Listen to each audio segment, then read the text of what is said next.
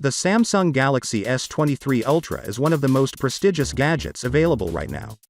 The Samsung flagship will very probably contain a 200-megapixel main camera, as well as 3 secondary back sensors, a 12-megapixel ultra-wide sensor, a 10-megapixel telephoto sensor with 3x optical zoom, and another 10-megapixel telephoto sensor with 10x optical zoom.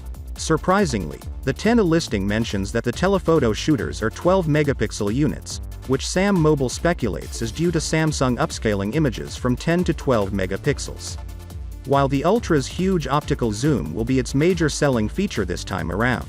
Thanks to the new leaves of the indisputably strong camera ISP that comes with the Snapdragon 8 Gen 2 chip, Samsung may finally provide what might be real 8K video recording on a phone with no crop and at 30 frames per second. Also, there are some fresh case leaks from Mobile Fun, which confirms the design that we have seen so many times before. The pattern-less camera bump is coming to all models. Finally, we have some rising worries about the Galaxy S23 series Geekbench 5 benchmark performance.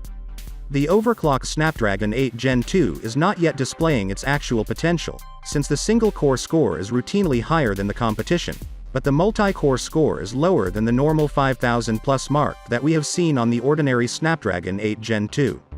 Today we have another leak from the Frozen universe that confirms the unpacking event date, which is February 1st.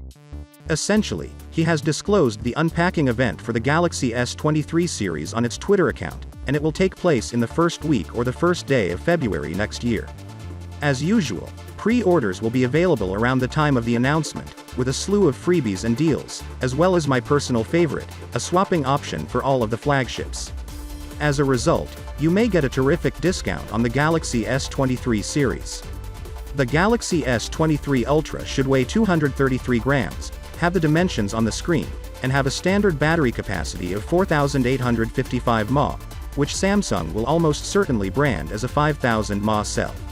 Unfortunately, the database has no information regarding the company's choice of materials, color possibilities, or software features that are exclusive to the phone. Samsung is adopting the unique higher clock version of the Snapdragon 8 Gen 2 to get an advantage over the competition. They could have used a regular version if they desired lower ratings, so we'll have to wait and see how things proceed before passing judgment. So, with that being said, let me know your thought in the comment below, and if you are new here please subscribe. Peace out.